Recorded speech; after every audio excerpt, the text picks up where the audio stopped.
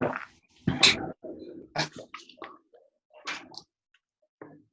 looks good, John.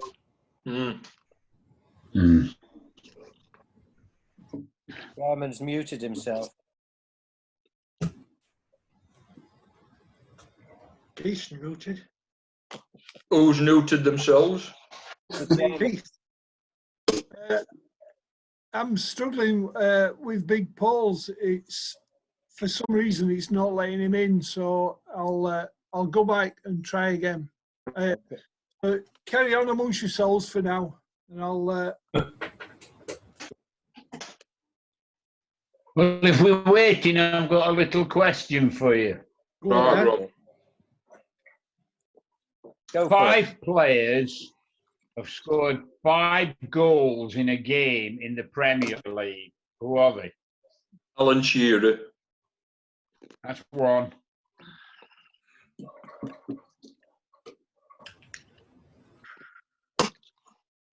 Luis Suarez.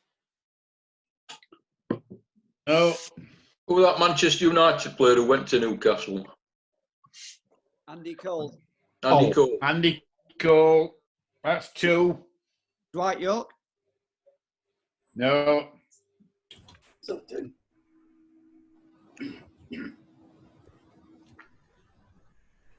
One of them's fairly obvious. He's playing now. Wayne Rooney. No. Defoe. Still playing in the Premiership. Defoe's 1, that's 3.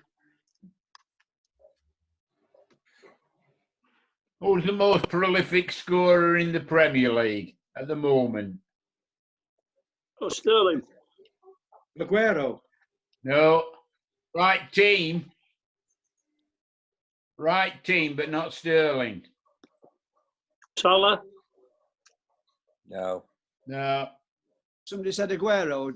I said Aguero, but Aguero. Right, yeah. Right, you've got one more. One more. He played for Man U one time. He played for Tottenham one time. Sheringham. No. Berbatov. Berbatov. That's it. So there were Cole, Shearer, Defoe, Aguero and Berbatov. 5 goals in a game. So, Are we still waiting? Or do you... yeah, we one short at the moment. Tony. So when he comes on, it'll tell me. So let me just go and make sure Paul's okay. Yeah, He's down there, okay. bottom right. He's there, Keith. Where you going? Yeah, I'm fine. Yeah. Just do full screen. You want to start, Chris? Can do. Yeah. You may as well. This without the chairman. Yeah, go on, Yeah. Chris. you catch it up. Go on. You're on. Right. Just a quick preamble. Last week I talked about my grandfather, Paul, and this week Keith asked me to do in a sort of a small instalment some aspects of my dad's career. My dad was born in 1935. Great year. He was a pro cricketer from 1953 to 1959, and he played 17 times for Notts in first class cricket and 63 times for Notts in minor counties cricket, including several as captain. Cricket, like my granddad, cricket was my dad's life. So I've tried to make it interesting. I've gone to my dad's unpublished autobiography. So what I'm going to say to you guys is his words. It's in his words, which I thought was a bit more interesting. And I hope I convey a bit of it, what happened to the man as a young man now. Is that okay? Yeah. Yeah. Right. This covers the period 1945 to 1953. In 1945, I started my secondary education at the Retford Grammar School at the age of only 9. and I was blessed with the attention of a fine set of schoolmasters. It was, however, Mr. Cope Charlton, who was a Geordie and a fanatical Newcastle fan, who had the most influence on my entire school life. Mr. Charlton and my second headmaster, Mr. Gover, recognised that my interests laid in cricket and not in academic matters. My association with Mr. Charlton, officially my history master, was firmly founded on cricket. His commitment and total love of the game meant that, with the exception of my father, JB, it was Mr. Charlton who nurtured my early curiosity in the game and taught me the ethics and meaning behind the sport. I passed through all the stages of house cricket, the school second 11, the first 11. I made my debut at 13, the Notts Junior 11, and then the Notts County Grammar Schools 11, which represented obviously the whole of Nottinghamshire. And I became captain of several of those teams, which would serve me well in the future. Just to show you guys, I hope you can see it on screen. That's the picture. My dad is on the front row. I put 13 on him because that's how young he was, breaking into what is a senior first 11. So I hope that gives you an idea of how promising he was at such an early age. The guy in the blazer went on to play for Nottinghamshire, a man called Stinchcombe, who was a very good player. That's 1948, that one.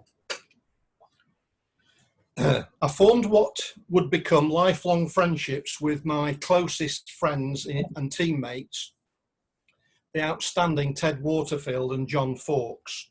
The three of us also formed a formidable junior and eventually senior table tennis team called Alpha. This picture's from 1942. Hope you can see it. The guy in the blazer's John Fawkes, my dad's great friend. The other guy sat next to him with the brown dot is Ted Waterfield. And my dad now has elevated himself to the front row of the team, and he still looks very young to me in 1952, but he's 17 there. And they went on to break all sorts of records with my dad and Ted Waterfield and John Fawkes being three of the main players. So that's an old photograph from 1952. Chris, Yes. Chris, who was FS? Oh, sorry. FS was Fred Self, who was also at the grammar school at that time and also went on to be an extremely good club player. And all of them played for Retford as they became elder, more adult. So it was, it was in that age when grammar schools produced lots of cricketers, and that's what they did. So it's a different era altogether.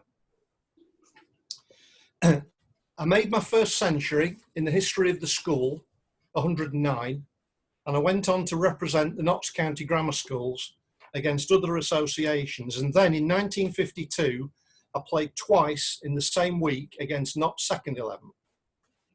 This was the opportunity I was seeking, and I made the most of it with two successive scores of 80.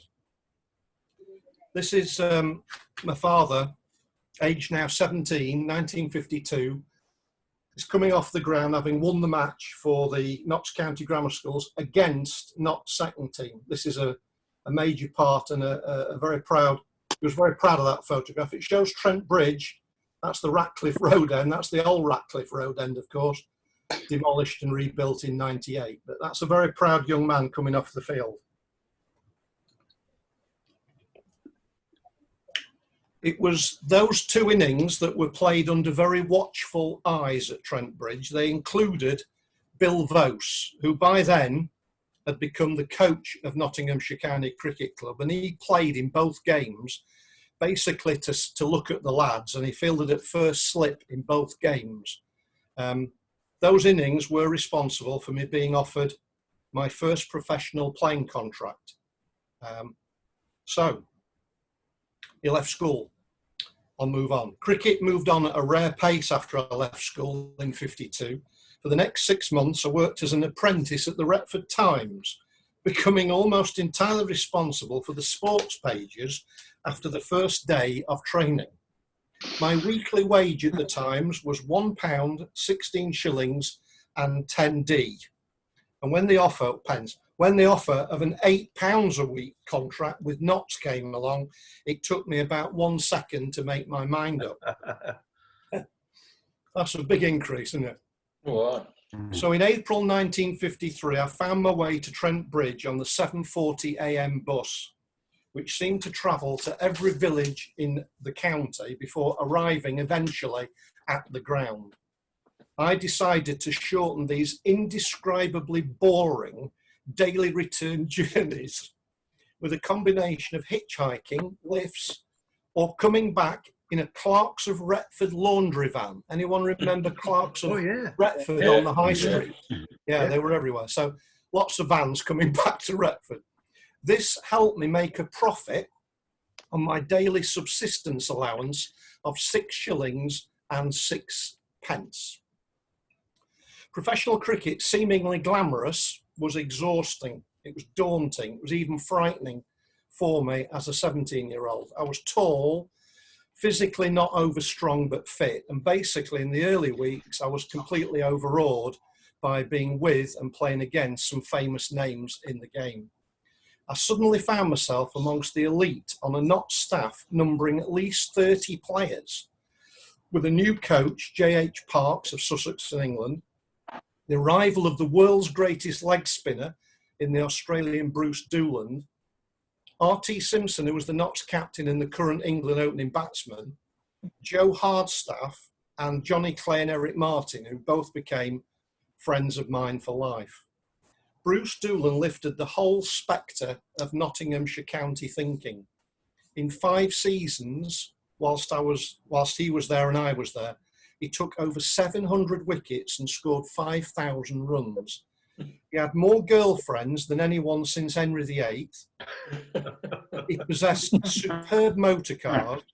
He was extremely modest and charming. He helped all the young players, and he was always immaculately attired. I admired him greatly, and so did everyone at Trent Bridge. When he eventually went back to Australia, a man was killed fielding at short leg off his spin bowling, and he retired instantly.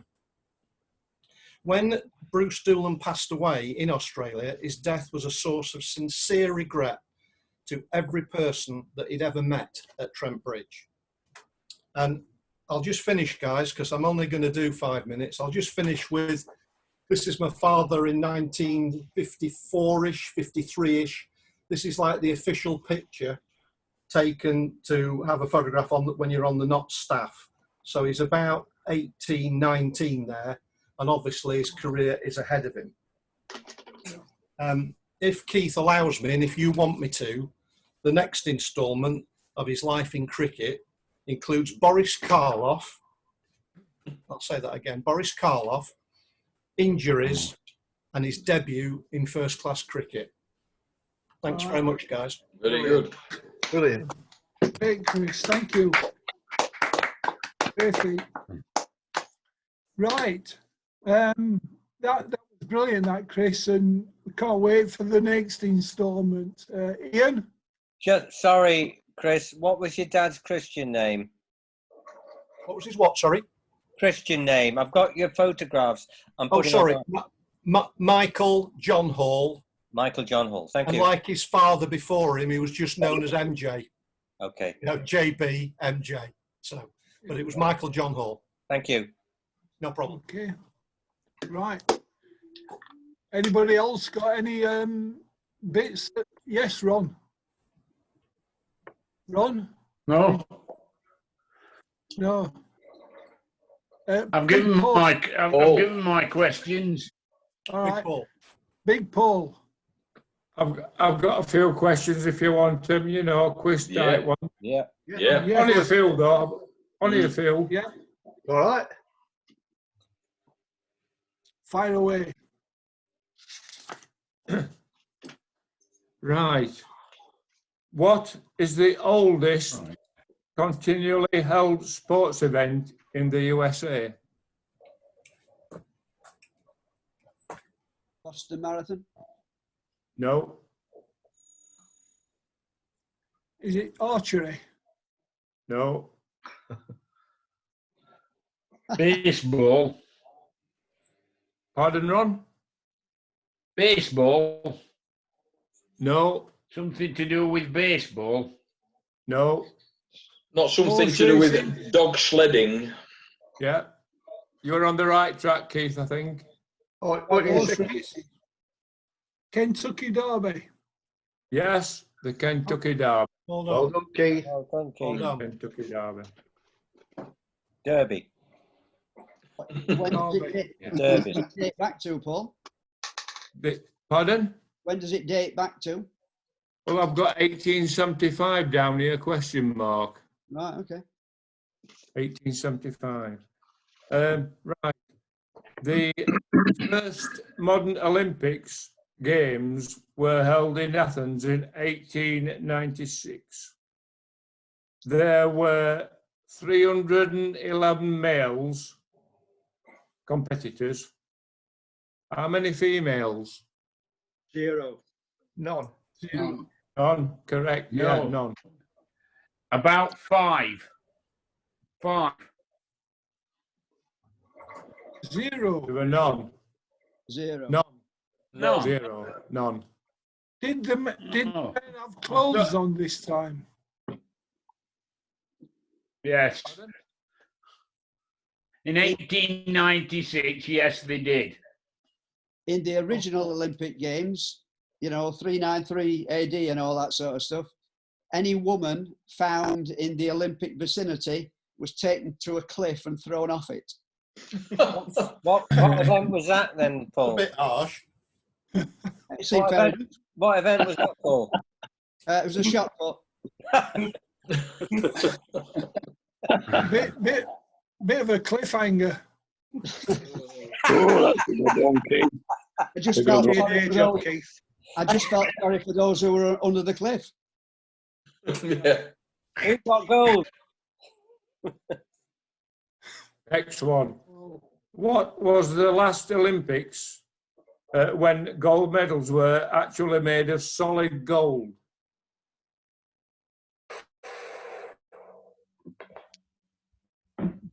'36. No. Right. 1912. Yes. 1912. Right. Very good, John. Can Thank I you. guess, John? Where did that come from, John? I've worked it out that they could afford it probably up to the start of First World War, and then after that there were no chance, which is why I went for 1912. Yeah. Brilliant. Well Very done. Good thinking. In 1937, at Romford Greyhound Stadium, what were raced in an effort to increase attendance? Pigs. No, Chickens, hens. no, no, no, Whippets. no, faster. Faster than whippet. Cheaters. Cheaters. Cheaters, cheaters. God. 70 mile an hour. Golf was banned in England in 1457 because it was considered a distraction from the serious pursuit of what sport? Walking. Archery. Archery. Archery. Yeah. Ah, Yeah. All right, Keith. Archery. You could be fined for not practicing archery on a Sunday. Yeah. Do you remember that, Paul? Yes, I do, yeah. And that's why football, or the form of football that took place then, was banned as well. That's right. Really? Yeah. Yeah. And that's why the wicker is called the wicker, because they had the archery practice there Is that right? with the wicker butts. Right. Since 1896, the beginning of the modern Olympics, only 2 countries have participated in every games. Who are they? America. Greece. Greece? And Great Britain. USA. Great Britain. In Great Britain. No, No, France. no, America. no. America's not. No. Great Britain have. Great No. Britain have missed. Well, not according to what I've got here.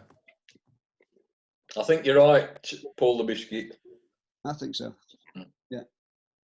Great Britain have never missed, you say? No, Don't think so. no, they haven't. No.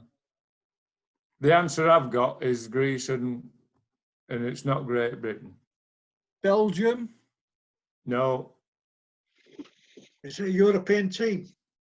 no, No. Canada? no. Australia. Australia. That's what I've got down. Greece and Australia. No, Great Britain have never missed one. No, they haven't. I think Sorry. they won medals at every one. Hmm. Yeah. Be- Go on, Paul. between 1932 and 1960, Aladar Gerevich won 7 Olympic gold medals in which sport? Weightlifting. No, Show jumping. Wrestling. Sailing. no, Shot put. Shooting. Sailing. no, Show jumping. no. Fencing. Fencing is correct. Well Fencing. done, Tony. Hmm. When Gareth What? Edwards, Hang on. What colour was the fencing? Oh, Oh, God.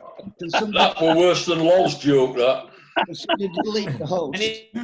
Anybody got a yellow card? Chestnut brown. How can you mute the host? Yeah. when Gareth Edwards scored the try of the century against the All Blacks in January 1973, For which team was he playing? Barbarians. Barbarians. Barbarians, yeah. Barbarians. Greatest try Yeah. ever. And every single barbarian touched the ball in the move. And all 15 of them touched the ball at least once in that Right. move. Wow. Well, And we're the la- passing like that with Arsene Wenger manager. And Hang on a second, Tony. the All Black. Tony, The All Black. Yeah. hang on. Can anybody name an ex-Sheffield United player who scored 4 goals in a knockout competition? Keith Edwards. No, and they won 5-4 Right, can we in the come back? playoff final, actually. Right, let's come back to that, Tony, because I think Paul's still got some other Yeah. questions. No, Yeah. I've got one more. This is the last one. This is the last Yeah. one now. Right. How is Harold Sakata better known? Odd job. Sorry? Odd job. Yeah, Job, yeah. yeah, well done. He competed in the 1948 Olympics. In what event? Weightlifting. Yes, weightlifting. Yeah, that's it. That's all I've got. Okay, well done, Paul. Thank you. Right, back to Tony's question. Billy Dearden. No. No. He's Alan got to me Woodward. when we played Swindon. Oh, I was thinking No. it was Jan Fjortov. No. No? What era, Tony? Oh, now. You got me now. 1990s. Oh, Tony Banana. Well, no, it could be over. No, it should be in the 2000. Not about 15 years ago. So he scored 4 goals.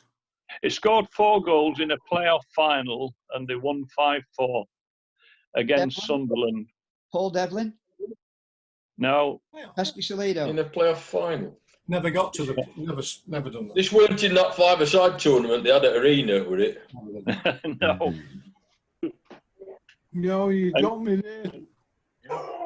Won a playoff final, so Never scored it. We never Playoff scored a final. goal in the playoff final. no, not United. Ex-United. Not Oh, United. ex-United. Ex-United player. Ex-United. Ex-United. Brian Dean. No. Ian? coming back Yes. then, John. Ian? Oh, I've got a question to ask. I'm just trying to attract your Right. attention when you're ready. Okay. No. No. We give in. Give in. Clive Mendonca. Oh, Mendonca. Wow. Yeah, and can you all one here for John, one here for John and that. Who was it? Sheffield Wednesday player who scored 4 goals in a 5-4 victory over Manchester United. Well, it's debatable whether it were 4 or 3, but Jack Whittam. Jack Whittam. Yeah, Jack Whittam. Jack Whittam. Yeah. There's some debate about whether it were Nobby Styles' own goal. Meanwhile, on that same day, I was playing for Pearson Sports and we lost. Yeah.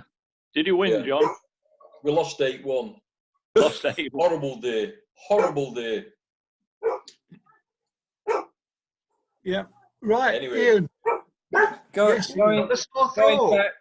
Going back to Paul's question on the Barbars match against the All Blacks, can anybody remember the name of the All Blacks winger that got booed and also the captain of the All Blacks side? Grant. Was it Grant? Yes. Grant. Nora. Think Nora. Batty. Batty. That's Grant it. back, yeah. Everybody hated him. The captain. But he was a great little winger. Yeah, he was. And Why did he hate him? Yeah. And the captain of the All Blacks. Colin Meads. No. That was later. Yeah. Too Why- early why for did he somebody like me. Yeah, why did he hate him? Too late. It was just a bit niggly. Oh, right. Yeah. No. Oh, God. Half it sounds Irish. Yeah. Oh, really? O'Reilly. Sorry? Sorry? That's a good one, that. I'll listen to that on the replay. I didn't catch it. I think it was Kirkpatrick, wasn't it? Was it? Kirk Douglas. Right. Roger Kirkpatrick. Probably. Yeah. Ran No. backwards. Does anybody remember the referee, Roger Yeah, Kirkpatrick? he ran back, he used to run backwards. Ran backwards. He's still running. He was great. He was a Another good. brat. Yes, Steve. Dave. Talking of Roger Kirkpatrick, I was moved even to write a letter to the Greenan, which was published. And I can see a headline now and said, this ref was a good one. Because I saw him and I must have, at the time, thought he'd had a good game. And Yeah. well, a bit of a character. Mr. Pickwick was. type, weren't he? Yeah. There was him and another one called Morris something or other. Morris Fussy. Fussy, that's right. Yeah. And they both ran quite similar to each other. The only the big difference was Morris Fussy was useless. And he was from our town. I say that as a Retfordian. He was open. Right, Ian. Sorry to go back to the All Blacks game, but the reason I remember it, and I'd like to share with you, is a mate of mine. I was serving at RAF Wittering, and a mate of mine called Simon Bedford, who became a Red Arrow, we got a bottle of wine each and a hamper, and we sat in front of the TV watching this. And of course, if you remember, that try was scored in the first 5-10 minutes, and we made such a noise. People came into the anteroom, one of whom was Kenny Ball and a few of his bandmates, who were actually that night putting on a show for us at the RAF Wittering Officers Mess. Oh, Wow. midnight in Moscow. There you go. Yeah. Right, Steve, did you have your hand up earlier on? No, Okay. no, I was drinking. I've got, Right. I've got a Lol. quick question if you need. Do you want me to run over that Willie Thorne tribute or leave it? Oh, yeah. Oh, go Yeah. on. Yeah, please. Are we We'll take okay a to do Willie Thorne? Yeah. Just Yeah. about 3 or 4 Willie minutes, Thorne. that's all. Then you can get back to questions. All Yeah. right. Yeah. Right. Now, Willie Thorne was born 4th of March 1954 in the village of Anstey, near Leicester, to Bill Thorne, a coal miner, and his wife Nancy. He played multiple sports but excelled the most in snooker. He left school at the age of 15 to work in a glass factory while practicing snooker in Loughborough and then Leicester snooker halls. Thorne became national under-16 snooker champion in 1970. He turned professional in 1975, but never really converted his early promise into success, only winning one ranking title. That was the Classic in 1985. The same year, he reached the 1985 UK Championship final against the then dominant Steve Davis, but lost 16-14 after being 13-8 frames up. The best he ever did in the World Championships at the Crucible was to reach the quarterfinals in 1982 and 1986. He peaked at number 7 in the world rankings in the mid-1980s while also battling a serious gambling problem. Now, Thorne began gambling when he frequented a billiard hall in central Leicester from the age of 16. On one occasion, Thorne bet £38,000 on a match he was commentating on, which involved John Parrott. Parrott had lost his personal cue and had to borrow one from the venue. So Thorne bet all that money on him losing the match, which he didn't, and that only worsened his debts. He also admitted placing bets of up to £20,000 a time on horses. Now, Thorne's bald head made him instantly recognisable, and he was often referred to as the Homer Simpson of snooker. Described as a skilled break builder, it took 19 seasons to record 100 competitive century breaks. I'll be about 10 minutes. He was only the third player to achieve this feat. Now, Thorne claimed to have made almost 200 147 breaks, which earned him his nickname. Now, anybody know what his nickname was? For his Liar. Liar, yeah. Anybody a clue? It was known as Mr. Maximum. After retiring from the game in 2001, Thorne did not play for 16 years, but returned to action in 2017 in the World Seniors Championship, but lost in the first round. He began commentating for the BBC during the 1980s, but he was dropped by them after the 2017-18 season. His total career earnings were £1,174,929. Now, in his personal life, he got married for a second time after his first ended in divorce to a former Miss Great Britain winner, Jill Saxby, who won the title in 1985. Jill, from Sheffield, worked in Stocksbridge Library and was a part-time model and also worked in the hospitality business. It was when she was hospitality hostess at the Crucible Snooker Championships in 1994 that she met Thorne, and they got married the following year. He ran a snooker club in Leicester for many years, where a young Mark Selby used to compete in junior tournaments. In 2007, Thorne took part in Strictly Come Dancing, and he came 12th out of 14. In the face of mounting debts and bankruptcy, he attempted suicide in 2015. This was in a hotel room in Leicester. In June of the same year, a psychiatrist ordered him to have blood tests which revealed he had prostate cancer, and he began a course of treatment.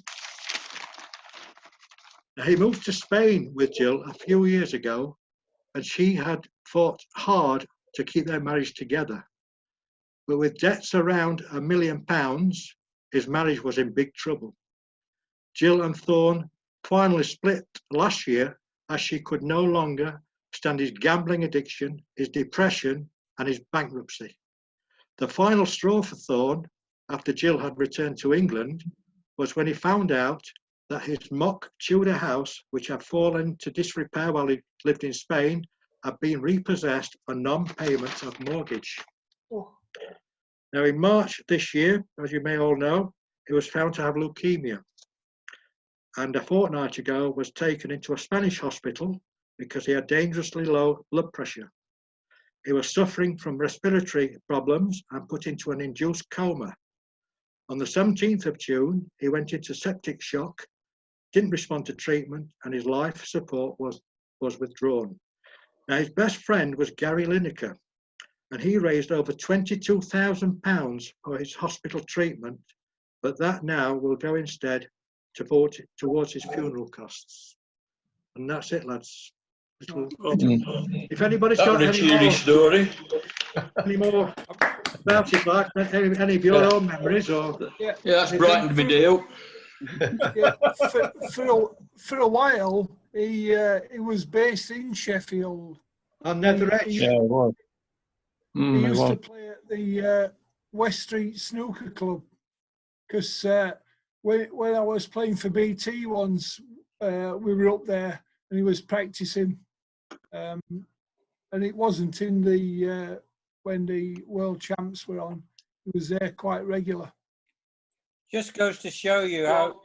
Just goes to show how lucky we are. We may not reach the dizzy heights of champions or whatever, but you know, that was a horrible life for him, you know, and for his wife. The last few years especially. Yeah. Big Paul. Lol. Hello. Do we know why the BBC dropped him as a commentator? It could be to do with his gambling. We don't really know. It's not really said. Right. Because I thought he was a decent commentator. I used to like his commentating. Yes, I did too. Yeah. Quite a spoken man. But he was a ladies' man as well, because that Jill Saxby, he was seeing another woman at the same time as her, as he was married to her. And she knew all about this affair, but she ignored it. It never got into the public eye. Right. I knew the his teacher at school, a woman who taught at school, and apparently she always said he wasn't very bright at all as a scholar.